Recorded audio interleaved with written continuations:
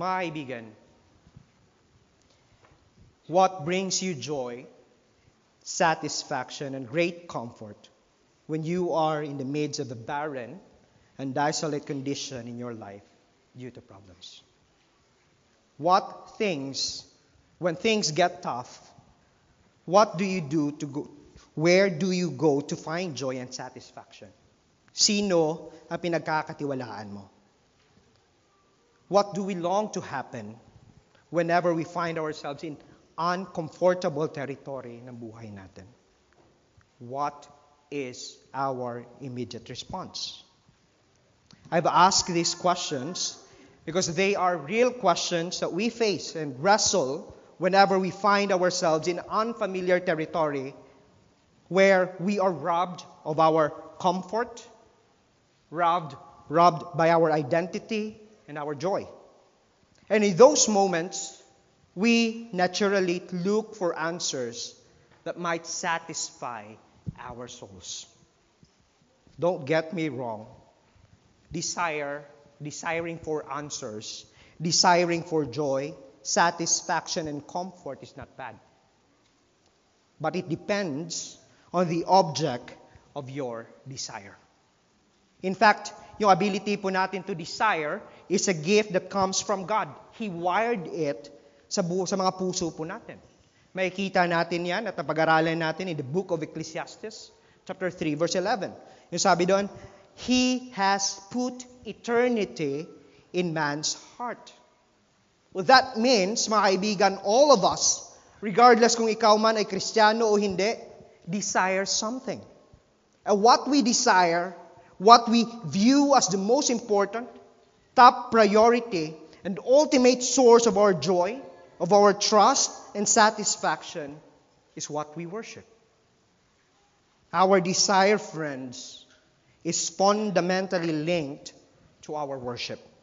What we worship reveals the object of our ultimate desire. Again, friends, what brings you joy, what brings you satisfaction and great comfort when you are in the midst of a barren and desolate condition in your life dahil sa problema? When things get tough, where do you find the most joy and satisfaction? Who do we trust? Our passage this morning will help us understand where we can find the ultimate satisfaction for our souls and entire being. Ang Psalm 63 po was written by King David while he was experiencing intense hardship and significant trial sa kanyang buhay. Kung atin po titingnan yung Psalm 63 sa inyong mga Biblia, my soul thirsts for you, my flesh faints for you as in a dry and weary land where there is no water. Kung makikita po natin in verse 1, we can observe that David begins with God, acknowledging his personal relationship with God. Para kay David, this is not just an ordinary declaration that he knows God, but this is a confident declaration that David knows God and he is known by God. May malaking diferensya po yung dalawang bagay na yan. In Hebrew, yung salitang God po dito ay Elohim. In ordinary sense, this means small God or a title addressed to someone who holds a high position or power.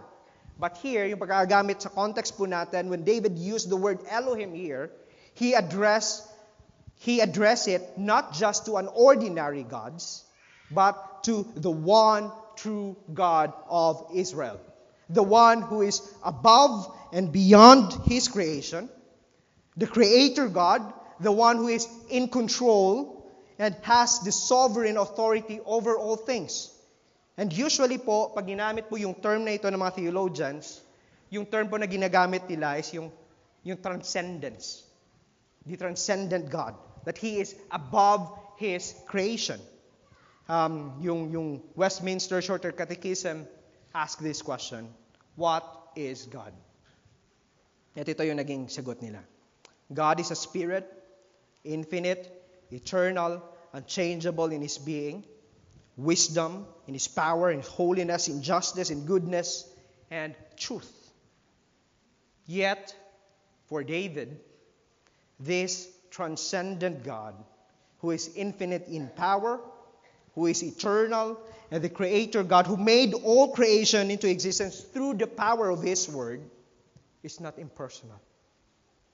He is not an unknown God, or a God who does not care and has a genuine relationship sa kanyang creation. For David, this God is not just a concept, but a personal God. Notice yung sinabi niya in verse 1, "O God, you are my God." This is an expression of belonging, an intimate relationship. In effect, yung sinasabi dito ni David, that he belongs to God and God belongs to him. How did David express this intimate relationship that he has with God? In the midst of the wilderness of his life. Ano sinabi niya in verse 1? Earnestly, I seek you. Earnestly, I seek you. In Hebrew po, yung meaning ng earnestly, yung word na earnestly dito, is very interesting. Dahil literally, it means dawn or sunrise.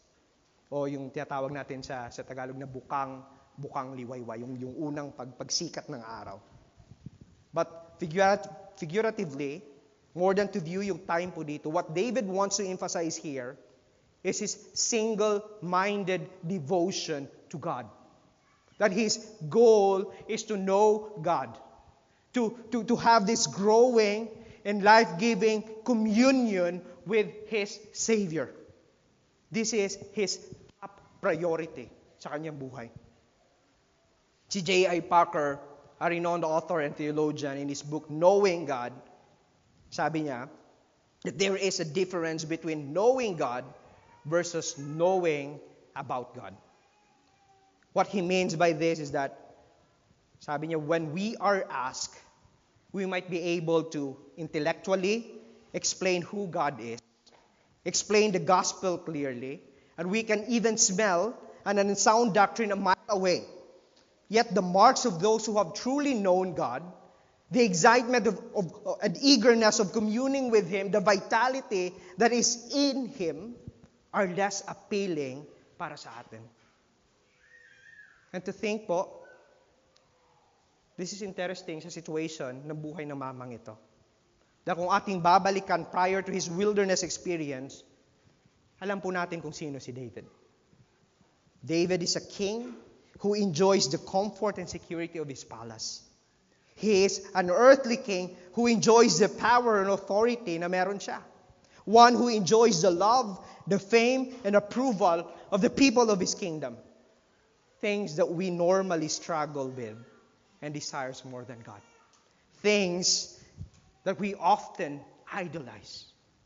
Things that we often worship. Yet here, in the midst of the real threat to his life, threat to his identity, threat to his power, what David longs and desires is God's presence.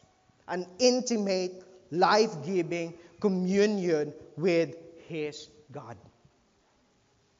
David expressed this eagerness of communion with God. It involves his whole being.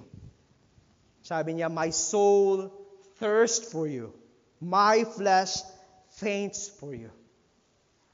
David shows us here that this deep desire for communion with God is not just an external or outward or pakitang tao lamang.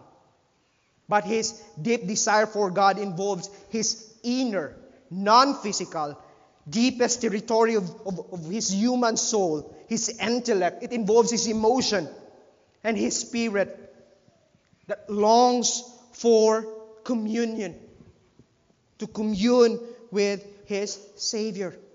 This deep longing consumes and influences his entire being, that even his flesh faints for this. And to tell you, mga kaibigan, hindi ito madali. Dahil kung titingnan po natin in the New Testament, specifically in Galatians 5 verse 17, it tells us that our flesh wages war against our spirit. However, for the desires of the flesh are against the Spirit, and the desires of the Spirit are against the flesh. For these are opposed to each other to keep you from doing the things you want to do. And in order for us to have this longing and pursuit for God, God must work first in our hearts, in changing our hearts of stone to beat for Him, until to a point that our renewed desire, this deep longing for God, consumes, overpowers, and mortifies every impulse and desires ng ating flesh. That involves mortifying our lustful flesh, the lust of our eyes, and the pride of life. And this is what David experienced here. And it is by God's grace that David's whole being, both his flesh and his soul, his spirit, desires for God, and not the comforts and pleasures of his kingdom, nor to plot revenge against sa kanyang anak. Now, David shows us the importance of having this constant communion with God by using an analogy dito. Pinakita niya ito using an analogy ng isang barren and dry land because of the absence ng tubig sa lugar na iyon. Ginamit ito ni David to show us the dryness and deadness of the land have the same fatal effect para sa atin. When God's increasing presence is absent sa buhay natin, just like water that gives us vitality and life and satisfy our thirst, so as God, who is the true living water, who alone can satisfy and quench the deepest longing of our soul, ganun din po yung epekto. His absence would make us dry, make us barren. Which leads me to ask this question. Friends, do we have this kind of longing for God's presence and communion with Him daily? Do we have this kind of longing, of yearning, of pursuit araw-araw? Do we see this as of supreme and vital importance sa ating buhay? Such that if we missed it, our souls and flesh would dry up and become barren. Now, notice the deep effect of this longing sa kay David. Look at verse 2. Sabi niya, "So I have looked upon you in the sanctuary, beholding your power and your glory." David's longing for God was intensified because of his past experience and encounter with God sa sanctuary. Para mga Israelita, ang sanctuary po is the center of their worship. It is where God's presence dwells through the Ark of the Covenant. And it is where God's people gather for worship, to sing praises and offer sacrifices for God. It is where God's people clearly and visibly experience God's power and His glorious perfection through sa ceremonial and practices na ginagawa nila sa Diyos. Mga kaibigan, have you noticed that this deep desire and longing na meron si David dito to commune with God is not new to him? This is not just an overnight para sa kay David, but a past and continuing experience para sa kanya. Kaya it triggered him to remember and seek God passionately despite sa present na condition niya. Ang sinabi ni David na looked upon po dito is the same longing and deep desire na ginamit niya in Psalm 27 verse 4. No, sinabi niya, this is his prayer, "One thing I have asked of the Lord, that I will seek after, that I may dwell in the house of the Lord all the days of my life, to gaze upon the beauty of the Lord and to inquire in His temple." Friends, to have this intensified desire or thirsting for God's presence is not an overnight process. Neither is circumstantial experience para kay David. No. This deep longing for God is rooted in his consistency and commitment to seek God daily.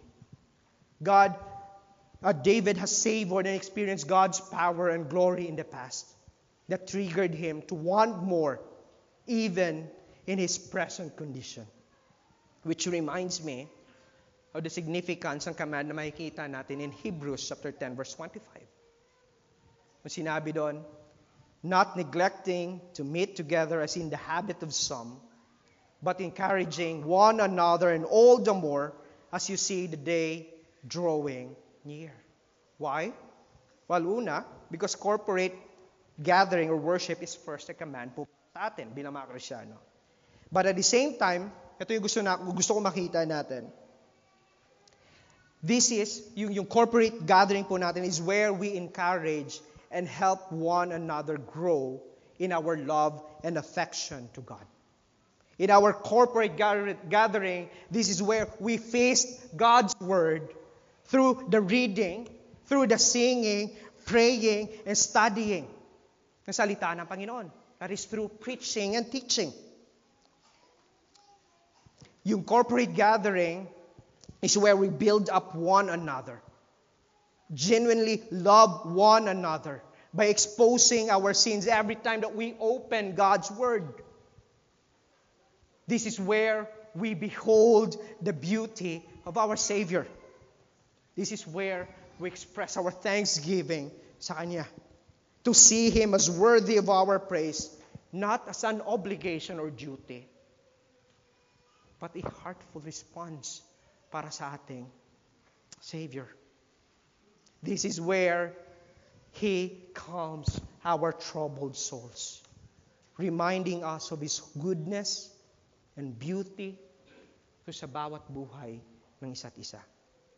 Friends, our corporate gathering serves or functions as a preparation for us that when time comes that we encounter the same wilderness experience as David, we will recall God's glory and power displayed sa ating corporate gathering through sa pagbabasa ng salita ng Panginoon. Friends, our corporate gathering is designed to swell our hearts with increasing knowledge and love for God and His people, to gaze upon and behold the beauty of God through His Word and through sa buhay ng bawat isa. And David longs for and views this with paramount importance sa kanya. Bakit? Binigyan niya tayo ng sagot. Verse 3:8. Sabi niya, because your steadfast love is better than life. My lips will praise you. You see that, friends? This is not a vocabulary or language na ginamit ng isang tao who has just encountered God.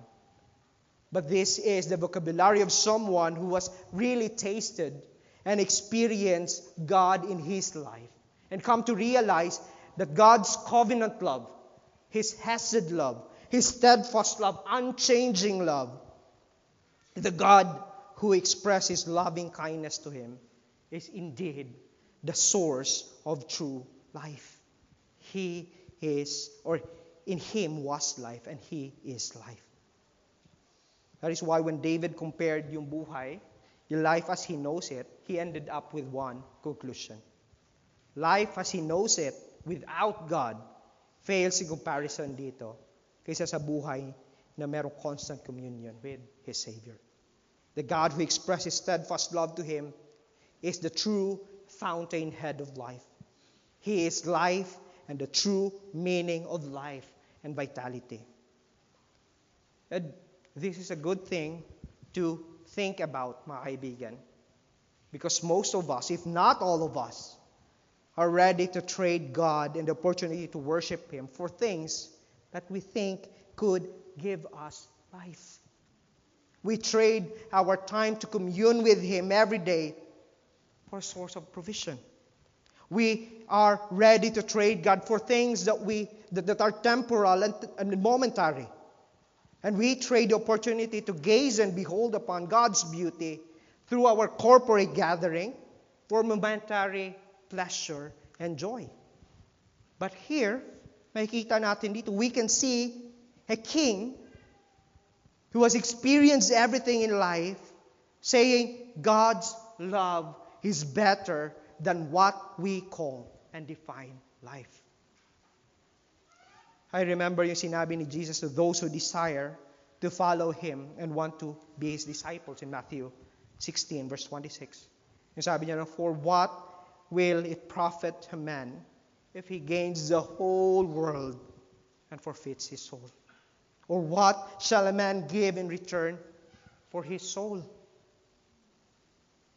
Mga kaibigan, this is a good reminder po sa atin na kahit we will have and experience everything, the life and hype of life here in Dubai, yet you do not have a real relationship with God, everything that you have, even ang buhay na perhaps na tinatawag mo, yun na totoong buhay, cannot save your soul. It cannot outweigh God's wrath against you. It cannot even satisfy you. So notice yung impact nito kay David. After realizing yung importance of knowing God and about God, after realizing yung importance of communing with God, tasting and beholding Him in his past experience of worship, not where it leads him. It leads him to worship God even more. Look at verse 3b. Ang sabi niya, my lips will praise you. So I will bless you as long as I live. In your name, I will lift up my hands. Friends, this is a life of worship, a lifetime of worship. This is in fact a right response ng isang tao who has been known by God and has known God. At ang kanyang naiintindihan ang kalagahan ng relasyon na meron siya sa tunay na Diyos. It will lead us to a lifetime of worship. David pledged to worship God as long as he lived. Kung atin pong iisipin, this is one of the paradoxes ng Christian life. A statement that seems contradictory but true. Na ang buhay ng isang Kristiyano, o bilang isang Kristiyano, ang buhay natin is a life that is saved from worship to worship. Di po ba? God saved us from self-worship to worship Him. We can see that clearly in the book of Ephesians. Di po ba? But once we lived in the passions of our flesh, by His grace, He saved us for good works. And that good works involves of living a life of worship sa Kanya. Do you see yung progression dito, mga kaibigan? David knows God. That is why he is eager to commune with God. He remembers his past experience of worshiping God. Now, he's saying, I am committed to a lifetime of worship to God. Friends, we need to remind ourselves of this. Because great is the temptation always for us to return to self-worship. Or to pursue and worship other things rather than worshiping God. Di po ba? How can we counter self-worship and worship of other things?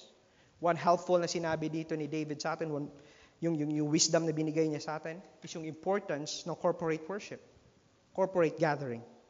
Do not miss yung means of grace na ginagamit ng Diyos to increase our beholding of Him rather than beholding ang mga bagay sa mundong ito. I remember I gaze upon your beauty. Sinabi ni David. At dahil sa deep desire ni David to commune with God, this leads him to find satisfaction in God, which is our second point. The pursuit of a satisfying communion with God. Again, here in verse 5, makikita natin ang deepest longing ni David. He's seeking and thirsting for God. In the opening ng Psalm 63, finds its ultimate satisfaction in God Himself. Again, let me repeat that. David seeking and thirsting for God finds ultimate satisfaction in God Himself. And I want I want that to sink sa mga utak po natin, down to our hearts, because we have the tendency sometimes to seek and thirst for God for wrong reasons.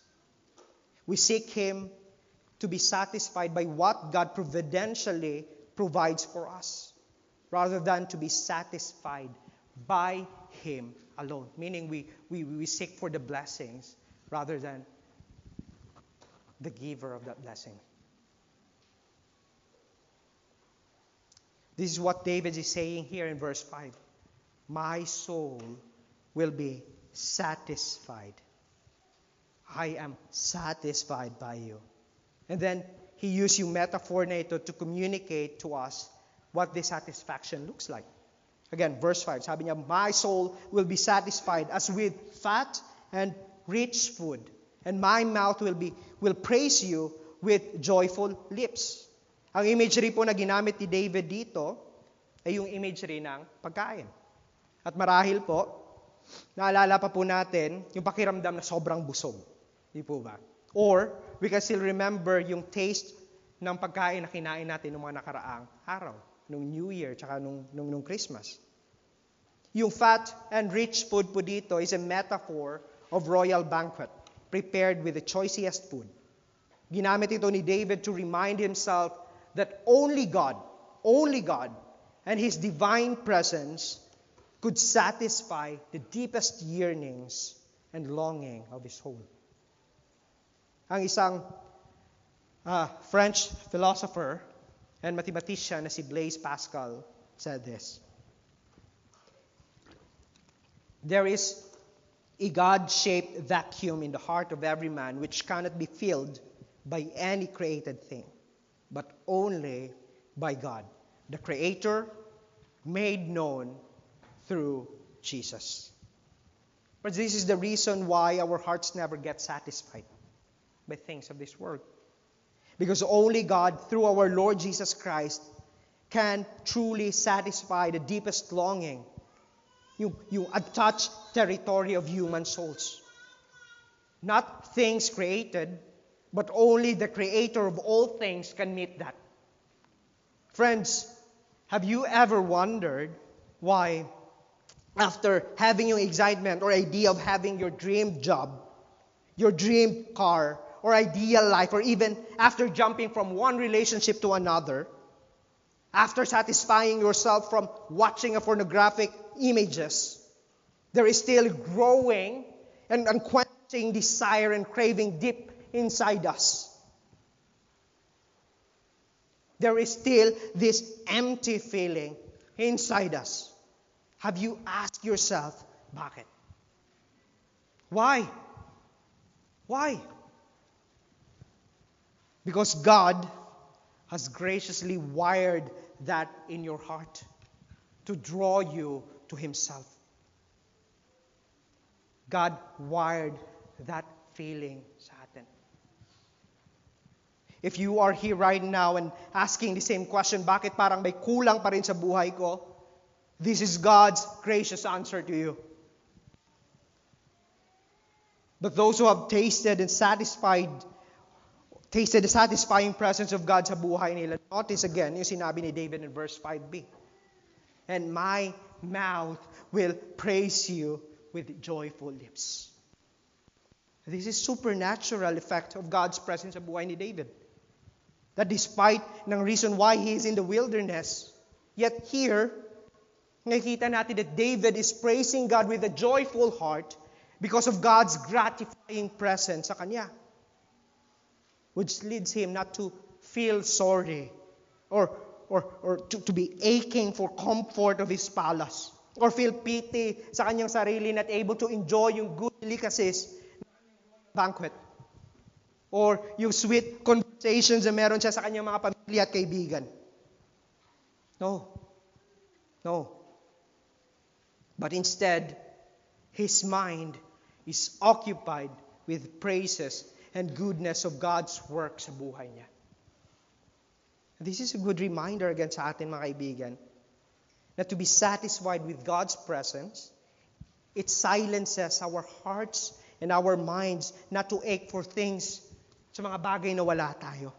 Or even not to focus on the things of this world or of hurts that we have experienced sa buhay natin. But to be satisfied with God is to be genuinely thankful to God. Because we know mga kaibigan, that apart from His grace and His presence, what we deserve is far worse kaysa sa na-experience natin. Notice as well, how satisfied David is with God. That even in the midst of the night, he still meditates on God's goodness sa buhay niya.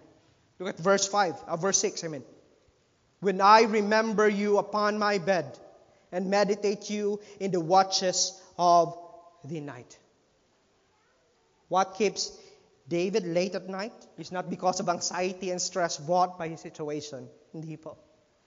But what keeps him late at night ay ang meditation niya sa Diyos. Ang salitang meditation po dito in Hebrew is haga, which means to murmur.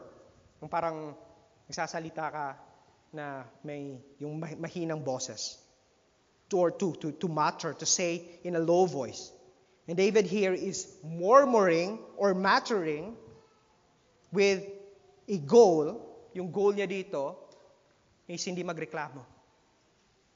But to impress, to hammer down sa kanyang puso, sa kanyang utak, sa kanyang puso, yung kabutihan ng Diyos sa kanya. David keeps on rehearsing to himself, inculcating to his head and imprinting to his heart God's steadfast love sa kanyang buhay. God's covenantal kindness, His presence sa kanya. And this includes yung protection ng Diyos sa kanya. Look at verse 7.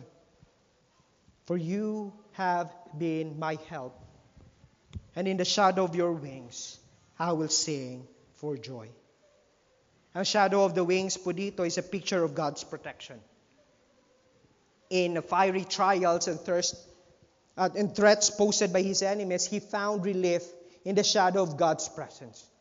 David is confident in the protection that God provides for him.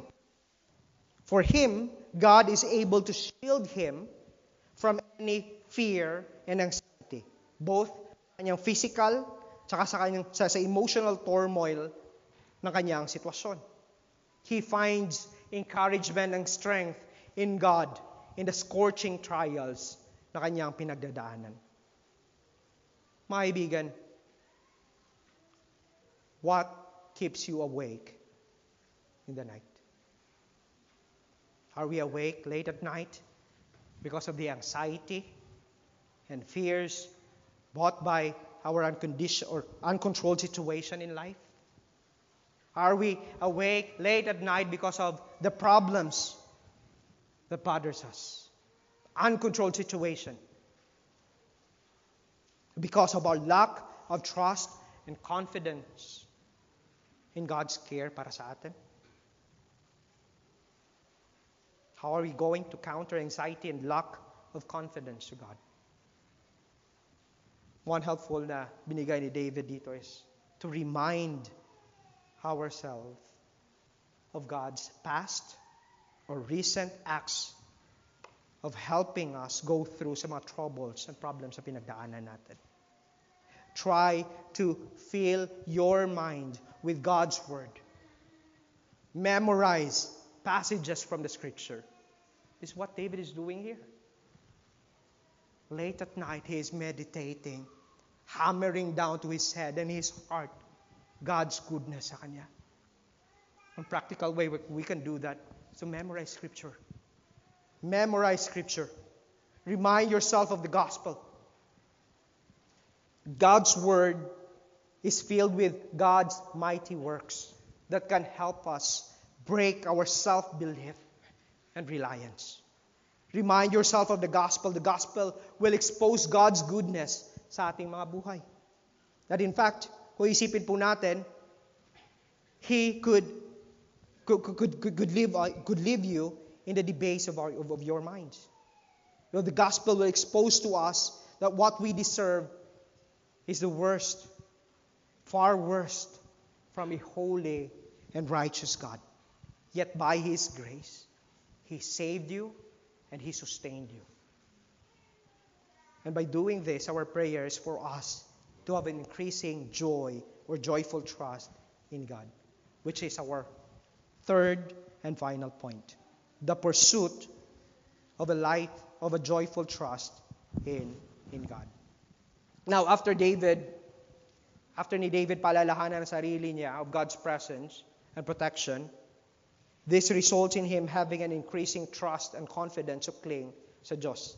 Sabi niya in verse 8, "My soul clings to you, your right hand upholds me."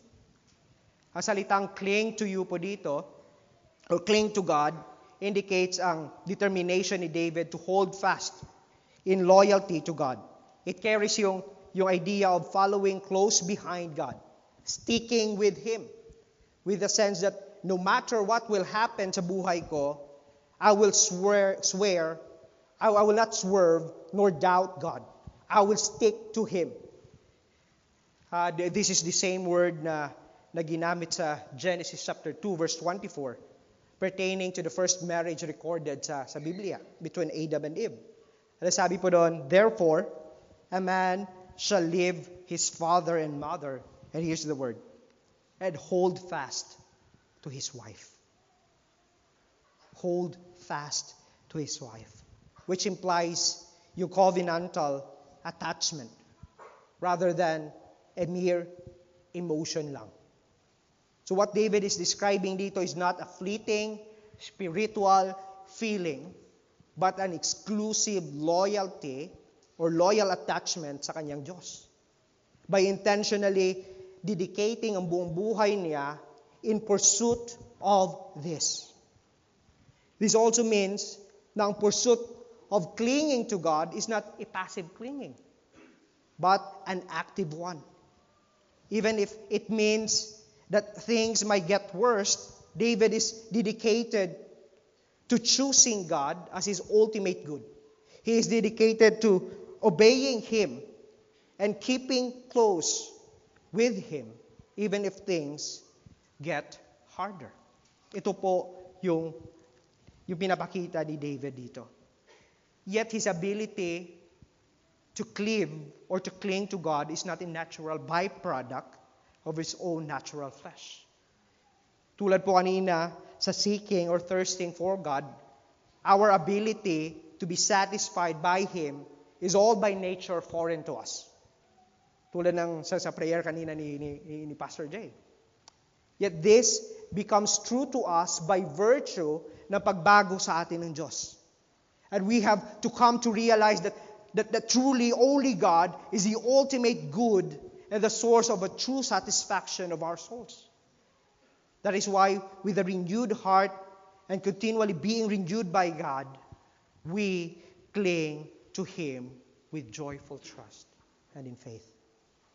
And notice that as we cling to Him, we will also experience God's steadfast love upholding us.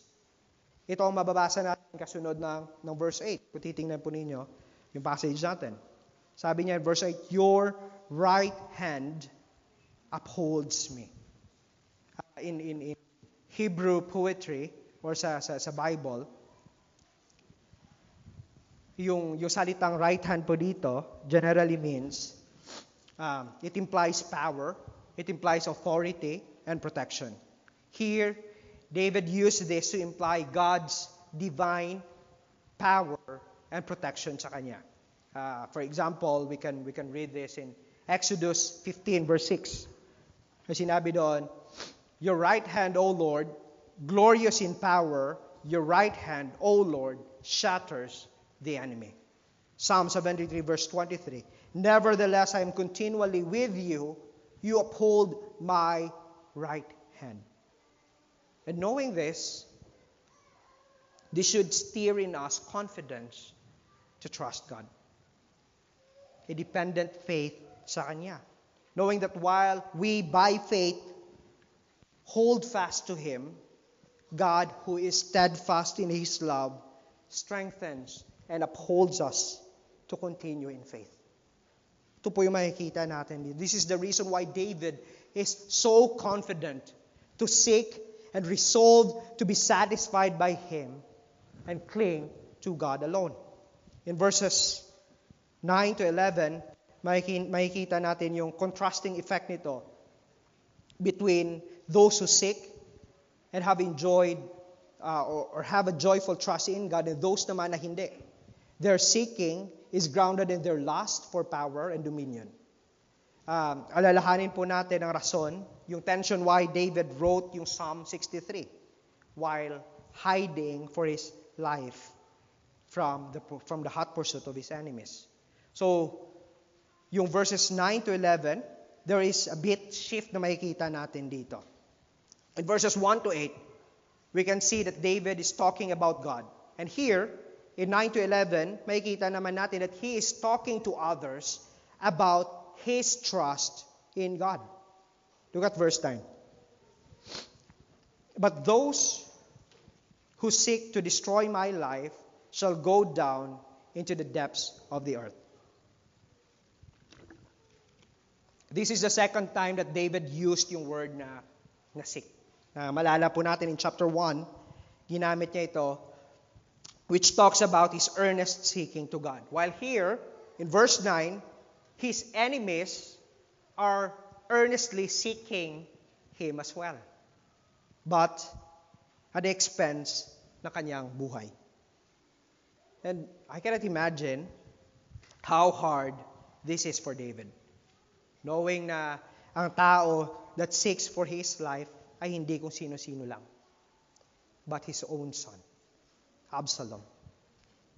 Yet David trusted his God. Sabi niya, those who seek to destroy my life shall go down into the depths of the earth.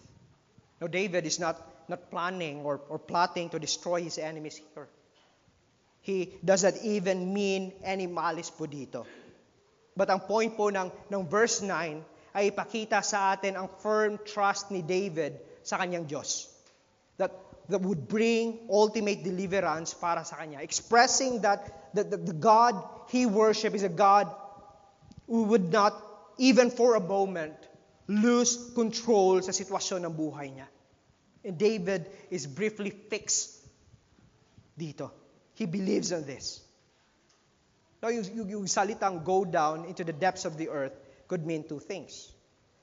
This means na his enemy would not prosper and would end in their grave, which ang point po ng depths of the earth, which I think, ito po yung ibig sabihin dito, simply means that they will die. Yan lang po yung simpleng kahulugan yan.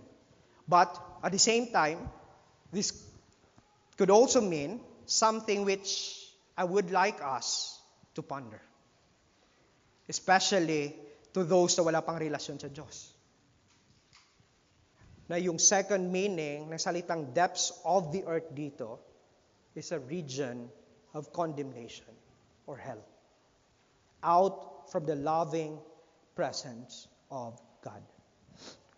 Kung isipin po natin, ang dalawang ito ay inseparable reality. You will die, then you will face judgment.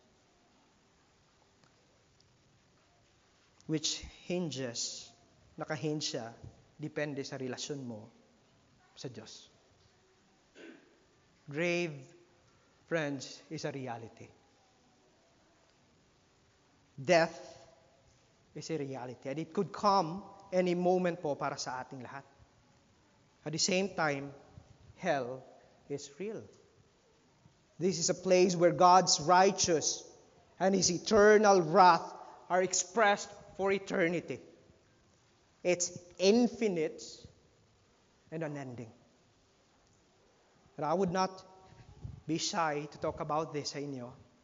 Dahil ang reality na ito na pinapakita sa atin ni David dito, yes, he is talking about his firm, joyful trust sa kanyang Diyos. Yet, there is this underlying reality, a warning that he wants us to understand. That grave, death, eternal condemnation are realities that all of us must consider. Especially those who continue to live a rebellious life against God. Again, friends, David does not mean any malice here. He's just stating facts. So friends, trusting God in the midst of adversity does not mean a lip service. Lord, I trust you, but on the other hand, we plan for the demise of others. Humanda ka. Mamaya ka sa akin. No. Instead, what David is doing here is showing us his trust in God, while also showing us the consequences that if we continue in our rebellion against God, there is a severe consequences that awaits us. And this should give us yung urgency, mga kaibigan. If you are in Christ and you have a relationship with Christ and you know people, friends, family, na wala pa pong relasyon sa Diyos, this gives us yung responsibility to warn others, our loved ones, about this. But if you are here and you are like David, facing various adversities in life right now, our passage is inviting us to trust God.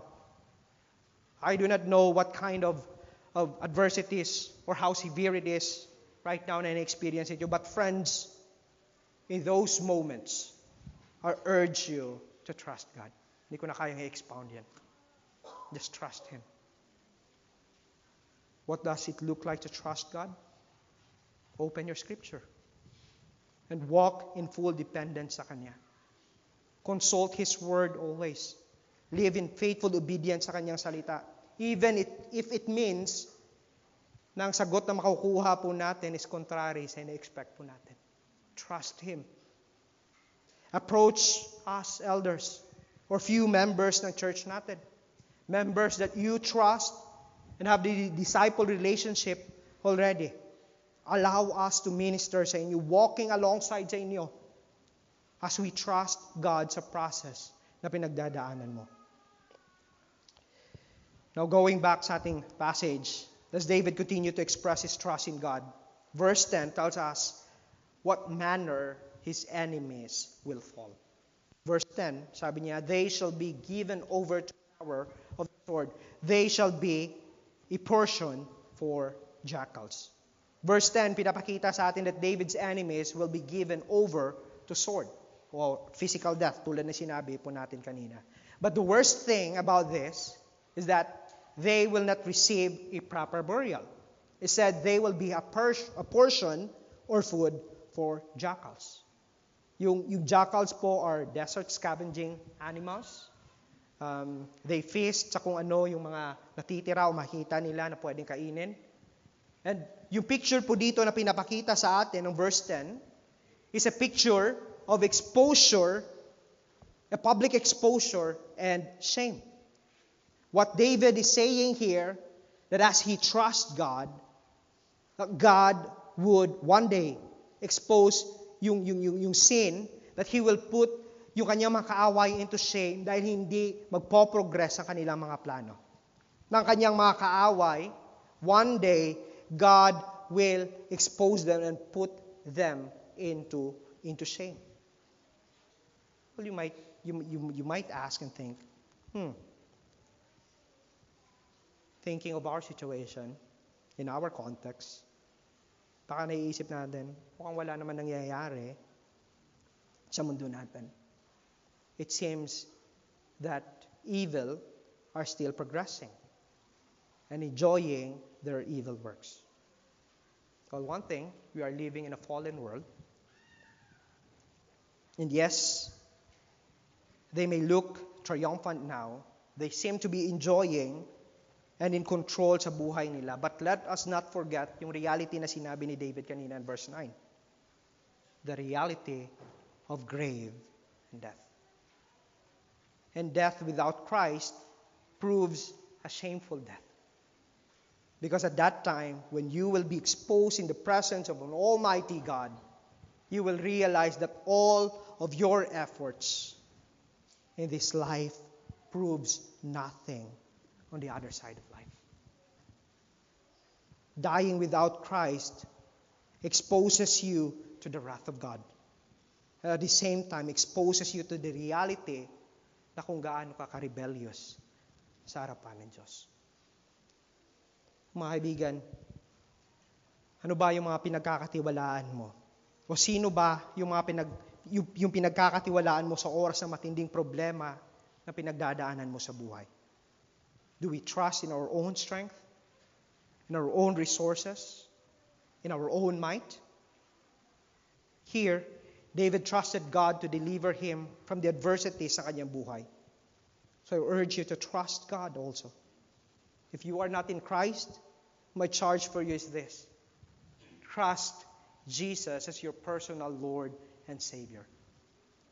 Yes, we will all one day face the grave and death, but if you are in Christ, your death will not be a shameful death and a dreadful exposure to God's wrath and holiness, but a joyful anticipation, a joyful communion with Him because of Christ. And this is exactly ang nararamdaman ni David dito as he trusts God. God in the midst of the adversities and wilderness ng buhay niya, which is opposite po na mga mangyayari at nararamdaman ng mga walang relasyon sa Diyos. Look at verse 11. Ano sinabi ni David dyan? But the king shall rejoice in God. All who swear by him shall exult, for the mouths of the liars will be stopped. Now, sino yung king po dito? In verse 11, David speaks of himself in a third person. So, the king, meaning yung king na ito ay si David. Again, alalahanin po natin na yung verses 9 to 11, David is speaking to others about his trust to God. But what I want us to notice here is yung source ng rejoicing ni David. Notice ang preposition na ginamit niya in verse 11a. Ano sinabi niya? But the king, that's David, shall rejoice in God. I want to give emphasis on this. Dahil pinapakita po ni David sa atin dito na ang trust, ang source ng rejoicing niya dito is not bound. Hindi nakadepende, hindi nakatali sa kanyang sitwasyon, kundi nakadepende sa kanyang Diyos. Yes, nakita natin in the previous verse that David talks about his delight in the deliverance na gagawin ng Diyos out from the hands of his enemies. Ngunit dito pinapakita sa atin ni David that his ultimate joy and source of his rejoicing is God Himself. He's more focused on the idea of rejoicing and trusting and worshiping God dito. Realistically, what David is saying us here is that I do not know kung kailan ako i-deliver ng Diyos, kung kailan darating yung deliverance ng Diyos, or perhaps would not come. Yet despite na dumating man yan o hindi, despite na God would deliver me in this ordeal, habang nabubuhay ako o hindi, I will rejoice in Him. My situation cannot affect it. It cannot change the fact what I feel, what I know of God. I will rejoice in God. Whether David is sitting on the throne or not, whether David is sleeping in the comfort of his palace or not, whether he is eating his sumptuous delicacies sa kanyang palace o hindi, David is resolved to rejoice in God. What is the idea of rejoicing or joyful trust in God? It's not only true to David, but to all who swear their loyalty and trust to God. Look at verse 11. All who swear by Him shall exult, for the mouths of the liars will be stopped. I think this is the best reading of verse 11b, which is the most difficult na verse i-interpret. Dahil ang line po na swear by Him could either mean those who swear their allegiance to David and join him in swearing their allegiance to God, or again, those who are faithful to God and swear their allegiance or their trust to David. So nakita po natin, yung isa, swear their allegiance to David and join David to swear their allegiance to God. Yung isa naman, David is referring to all of us swearing to our allegiance to God. So, yung him dyan refers to God. This means this is an invitation po para sa atin to take yung second interpretation. This is an invitation for us who, like David, believe in God to continue to swear our allegiance sa Diyos. And continue to trust and fear God despite sa mga circumstances na ating pagdadaanan o pinagdadaanan sa buhay natin. Why? Look at the last part ng verse 11. For the mouths of the liars will be stopped, for they will be silenced by God. They will stop, unable to argue. God will put an end sa kanilang mga ginagawa. Those who spread lies and believed in lies of David's enemies, all of them will be put into silence. What a comfort po ito. Not only to David, but to all of us who trust in God. That all of the chattering and lies of our enemies, including all the injustices, unending accusations that are thrown to all who trust in God, will be put into silence. Again, this calls us to a firm trust and joyful trust and reliance sa ating Diyos. Because when the day comes, when God, who is the great King, open His mouth, every mouth will be silenced. What we will hear is God's righteous judgment against sin and those who have not trusted Him. But friends, ang hero po ng Psalm 63 is not David. If alam po natin yung reason why David, or kung mababacktrack natin why Absalom rebelled against him, you will see the ugly reality sa buhay ng mamang ito. This is part, kung titingnan po natin, part po ito ng consequence ng kasalanan na ginawa ni David against sa Diyos when he took Bathsheba and killed Bathsheba's husband, Uriah. You can read yung pronouncement, the consequence ng kanyang kasalanan in 2 Samuel chapter 12, verse 10 to 11.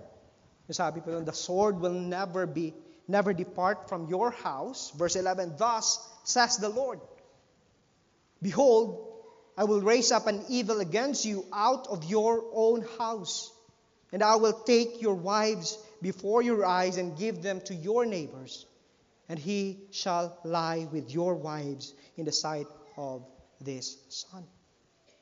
My point, dear friends, is this. David is just like us. But Psalm 63 points us to a greater David.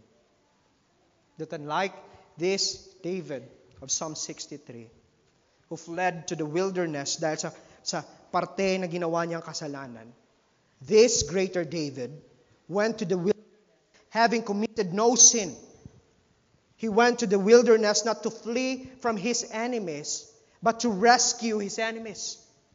He went to the wilderness on a rescue mission. This greater David left heaven's glory and took on himself flesh, a truly God and truly man, who could save by the Holy Spirit, born of a Virgin Mary, and one who has borne our sorrow and grief, one who took on our sins on his body from a sinful people like you and me. Sinful people who loves to pursue worship of our own self, thirst for our own glory, one who worship and pursue sinful relationships, and one who places our trust in our own wealth and resources. Friends, this greater David is Jesus Christ, who lived perfect and obedient life in the wilderness. In the wilderness, he was tempted, committed no sin. Jesus lived and earned this righteous life on our behalf, even to a point of death, that is death on the cross. On the cross, Jesus satisfied the undiluted wrath of the Father against you and me. On the cross, before He gave up His life, Jesus declared "The Telestai," which means paid in full. Jesus has fully satisfied and quenched the wages of sin on our behalf, of those whom He came to save, those who would repent from their sins and place their faith and trust in Him. Yes, Jesus was buried, but on the third day, He was raised from the dead, a symbol that God has accepted the sacrifice of Christ. He ascended back to heaven, seated at the right hand of God, interceding. He is praying for you and for me.